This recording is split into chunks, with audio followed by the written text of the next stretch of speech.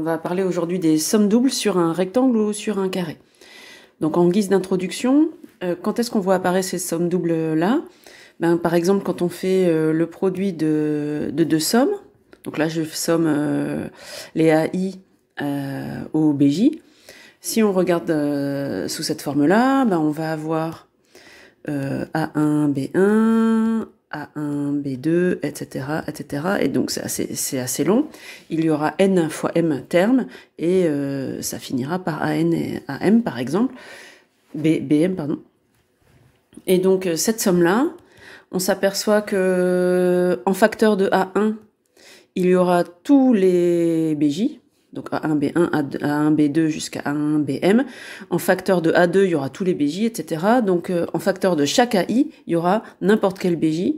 Donc ça nous permet d'écrire cette somme sous cette forme. C'est la somme des AI BJ, où I est tel que il soit entre 1 et N, et J entre 1 et M. Pourquoi ça s'appelle une somme sur un rectangle? Parce que si on dessine les indices, on va obtenir un rectangle.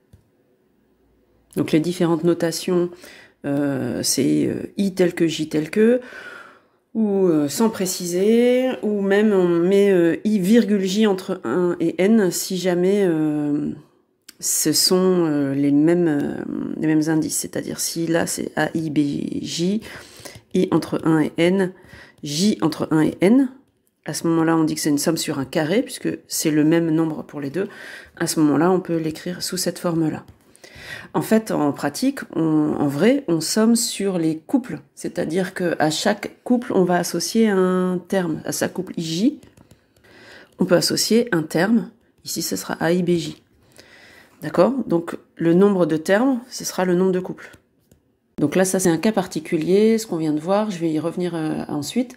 C'est un cas particulier d'une somme sur une somme double, puisque a priori, il n'y a aucune raison pour qu'on puisse séparer la partie en I de la partie en J.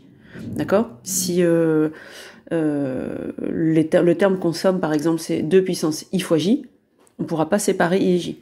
Donc on va faire un cas un petit peu plus général.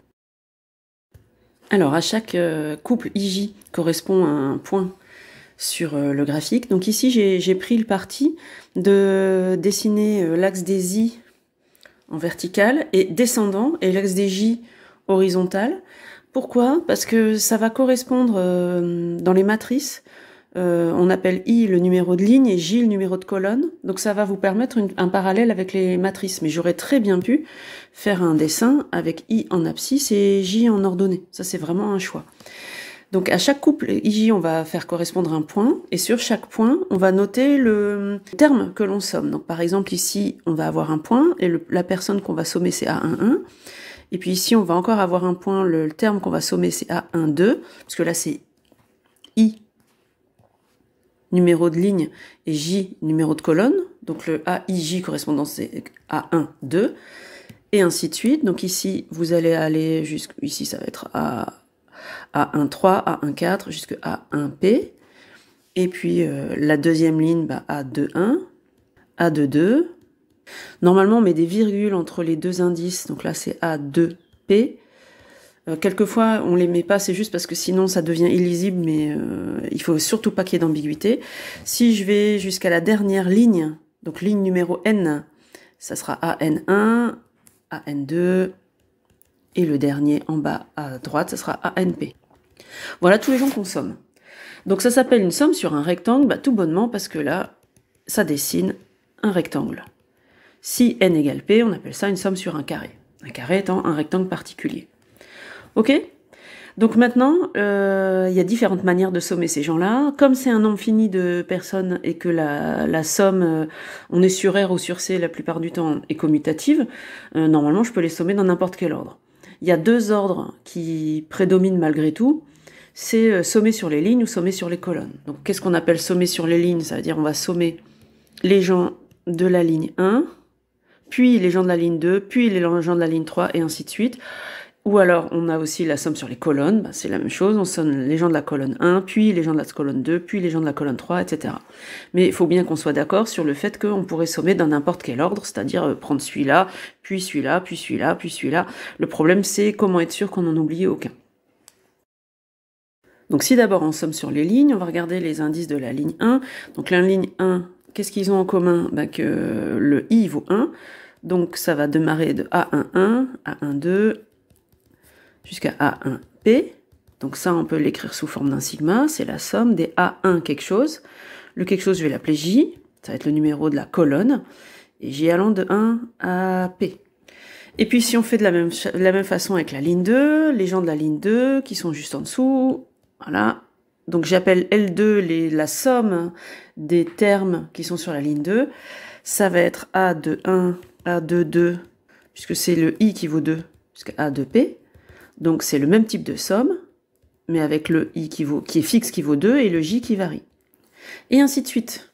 D'accord? Donc maintenant, si je veux calculer ma somme totale, donc ma somme totale, je vais lui donner un nom. Je vais l'appeler...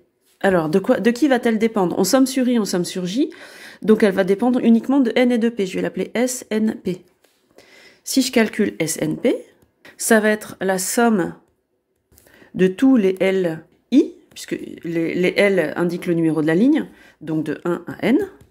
Ok, donc le dernier, ça sera Ln, qui va aller de AN1, enfin qui va sommer AN1, AN2, etc. jusqu'à ANP. Ok. Et puis maintenant, je remplace la ligne I par sa valeur. La ligne I, c'est la somme des AI. Donc ça, pardon, je vais mettre des coulures. Ça, c'est ça. C'est la ligne I. Donc I est fixée. Quand je calcule les gens de la ligne I, je somme les gens qui s'appellent AI quelque chose. Et maintenant, je vais sommer toutes les lignes. Je somme toutes les lignes de 1 à N. Donc vous remarquerez quand on fait une écriture comme ça, la somme la plus interne est la première somme qu'on effectue. C'est-à-dire que je somme d'abord les gens là, et après je somme sur I. D'accord? Donc c'est exactement comme quand on fait f rongé. Quand vous calculez f rongé, je vais faire un petit en aparté. Quand vous calculez f rongé de x, c'est f de g de x. Donc on applique d'abord g à x, puis à g on applique f. Donc l'ordre chronologique c'est dans ce sens-là. Et bien là c'est pareil. On calcule d'abord la première somme qui est à l'intérieur. On appelle ça la somme intérieure d'ailleurs. Et ensuite on somme sur I les sommes obtenues. Ok? Donc maintenant, qu'est-ce qu'on va faire? On va faire exactement la même chose, mais en sommant sur les colonnes. Donc je vais appeler cette somme-là, la somme des gens qui sont là, C1 pour colonne 1. Donc si je calcule C1, c'est A11 plus A21 plus A31 plus etc. jusque AN1. Donc qu'est-ce qui ne change pas? C'est le numéro de la colonne, mais en revanche, le numéro de ligne varie de 1 à n. Si je calcule C2 de la même façon, C2, ça va être les gens qui sont là, donc ça va faire A21, A22, A32, A42, etc. jusque AN2. Qu'est-ce qui ne change pas? Quel est l'invariant dans ces sommes-là? Sur chaque colonne, le numéro de colonne est fixe et le numéro de ligne change de 1 à n. Donc si je généralise, pour n'importe quel J qui serait entre 1 et P, puisque je sais qu'il y a P colonne, CJ, ça va être le premier élément de la colonne J. Donc on va démarrer sur la première ligne, mais colonne J, donc ça va être A1J. A2J, je change de ligne, même colonne, je change de ligne, jusqu'à arriver à la dernière ligne, ANJ. Ok? Donc ça, c'est ça la somme sur la colonne J. Et maintenant, si je veux calculer SNP, je vais sommer les CJ, c'est-à-dire je vais sommer ce qui se passe sur la colonne 1, plus les gens de la colonne 2, plus les gens de la colonne 3, etc., jusqu'à la colonne P. Donc J allant de 1 à P. Je remplace CJ par sa valeur. Ah oui, j'ai oublié de dire que ici, ça pouvait être écrit sous forme d'un sigma. Donc c'est des A, évidemment. Indice, indice. Le deuxième indice, c'est forcément J. Le premier indice, en revanche, varie. Et il varie du premier numéro de ligne au dernier numéro de ligne. Donc là, je recopie la première somme. Et la deuxième somme, on peut mettre une parenthèse ou pas. Je remplace CJ par sa valeur. Voilà, hop, CJ devient, hop, cette valeur-là. C'est la somme des IJ, mais là maintenant pour I variant entre N1 et N. Si je regroupe ce qu'on vient de dire, deux versions d'une somme sur un rectangle, la somme des A et J avec I entre 1 et N, J entre 1 et P, elle peut s'écrire de deux manières. On somme sur I d'abord et sur J ensuite. Alors, je dis d'abord et ensuite par rapport à l'écriture, mais on a vu tout à l'heure que en fait, la première somme qu'on calcule, c'est celle qui est interne. C'est donc celle-là. Celle-là, I est fixé, J varie. Donc I est fixé, on fixe le numéro de ligne. Donc c'est une somme sur les lignes. Ou alors, exactement symétrique, on somme sur J, on somme sur I. Donc la somme interne est la première calculée. La somme interne, elle a un J fixé, c'est-à-dire le numéro de colonne. Donc on fixe le numéro de colonne et on fait varier les lignes. Donc on a sommé les gens de la colonne J. Et ensuite on somme sur les colonnes. Alors que là, on a fixé le numéro de ligne, on somme les gens sur une ligne et ensuite on somme les lignes. Donc vous remarquerez que c'est hyper simple en fait. Quand vous avez une somme double sur un rectangle, qu'est-ce que ça veut dire sur un rectangle? Ça veut dire que si je dessine les points de coordonnées IJ, ça va dessiner un rectangle. Ça veut aussi dire en fait que I et J sont complètement indépendants l'un de l'autre. C'est-à-dire que pour n'importe quel I, on va avoir les mêmes valeurs de J correspondantes. Pour n'importe quel I, J va varier de toute façon de 1 à P. Ou inversement, pour n'importe quel J entre 1 et P, le I va toujours varier entre 1 et N. Donc c'est complètement indépendant. Ok? Si je remonte dans ma somme initiale, avec le cas particulier où la personne qu'on somme est sous une forme très précise où on peut séparer ce qui dépend de I de ce qui dépend de J, ben cette somme, donc ici, cette somme-là peut être calculée de la façon suivante. Si je calcule une somme des AI, BJ, I entre 1 et N, J entre 1, M, ben on peut d'abord sommer sur, enfin d'abord, c'est-à-dire la première somme qu'on écrit, qui sera la deuxième somme calculée sous cette forme-là. Voilà. Cette somme-là, on réfléchit, c'est le J varie, le I est fixé, donc ça veut dire que on somme sur les lignes. Donc ça, c'est la somme sur la ligne I. D'accord? Si je calcule Li, je la recopie, mais je m'aperçois que AI ne dépend pas de la somme, donc elle peut sortir. Je l'écris derrière parce que j'ai pas eu la place devant. Ok? Donc je me retrouve avec cette valeur-là pour Li que je peux reporter. Je vais appeler SNM ma somme. Je me retrouve donc avec la somme sur I des AI, à l'intérieur la somme sur J des BJ. Et ça, c'est tout ce qui est à l'intérieur de la somme. Voilà. Cette quantité-là est indépendante de I, donc elle va pouvoir sortir de la somme. Et donc, je retrouve bien somme des AI, somme des BJ. Donc quand vous trouvez une somme comme ça sur un rectangle, voilà, si je regarde cette somme-là, somme sur un rectangle avec deux personnes indépendantes, en fait, ça va correspondre au produit de deux sommes, somme des AI, somme des BJ. D'accord? Donc là, je viens de refaire à l'envers l'écriture somme des AI, somme des BJ, ou la somme des AI BJ, mais à l'inverse, si je reprends ce que j'ai raconté sur les sommes sur un rectangle, on voit que quand on a une somme de cette forme-là, on peut la retransformer à l'envers et constater que ça fait bien somme des AI, somme des BJ. Ok? On va faire un exemple. Premier exemple, une somme sur un rectangle, I va entre, donc N et P sont dans N étoiles. Je vois que le terme que je somme, donc ça c'est mon AIJ en fait, de mon cours, mais en fait il est sous la forme quelqu'un qui dépend de I fois quelqu'un qui dépend de J. La somme est sur un rectangle, donc mon cours me permet d'affirmer que ça va être la somme de ce qui dépend de I sur I, fois ce qui dépend de J, somme sur J. Ok? Cette somme-là, elle est connue. Donc ici, vous pourrez réécrire I allant de 1 à N, J allant de 1 à P, puisque les indices sont consécutifs, on peut remettre une notation un peu plus connue. Ça, c'est la même chose que ça. Hein. Ça, c'est la même chose que ça. C'est deux notations différentes. Et celle-là, elle est connue, ça fait N plus 1 sur 2. Celle-là, elle est connue aussi. Attention, ça démarre à 1. Je peux dire que c'est 2 fois Je peux mettre 2 en facteur, vous vous souvenez, hein, si cette somme-là, elle commence à 2, elle finit à 2 puissance P. Donc c'est comme si si je mets 2 en facteur, ça va faire 2 puissance K, K allant de 0 à P-1, et ça c'est connu. Donc ça va faire 1 moins 2 puissance P sur 1 moins 2.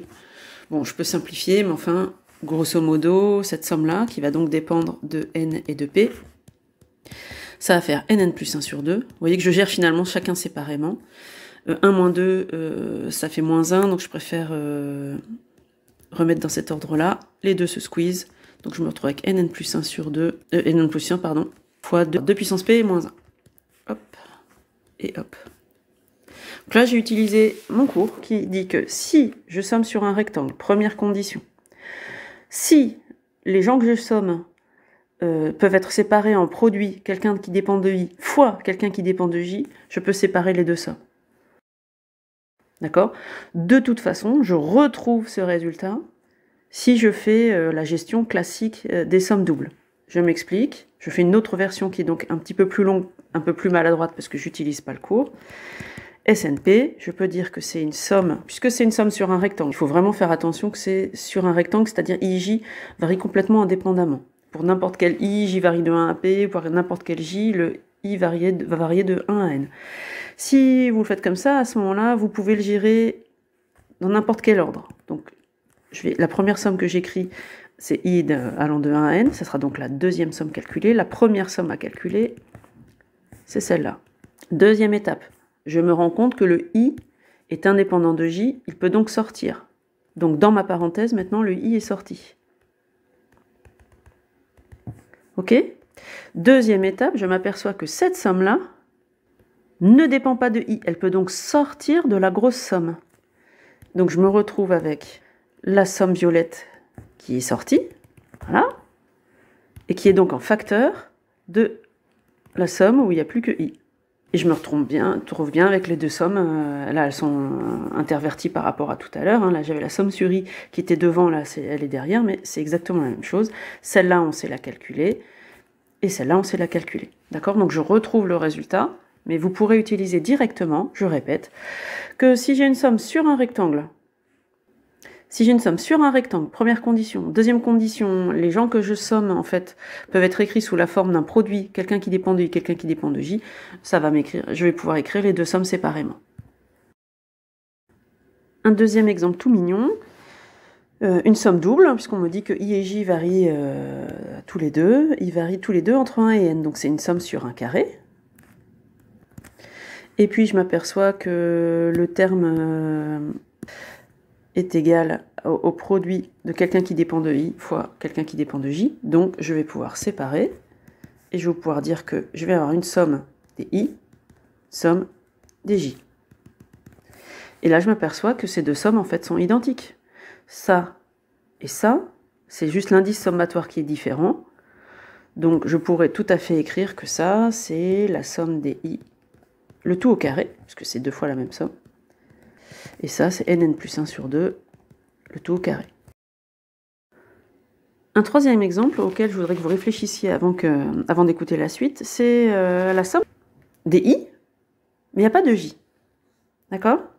Alors là, il faut quand même comprendre ce qui se passe. C'est OK, dans ma somme, il n'y a pas de J, mais on somme sur un carré. Donc ça veut dire que si vous dessinez les I et les J correspondants, vous allez avoir quand même N fois N, donc N carré, terme.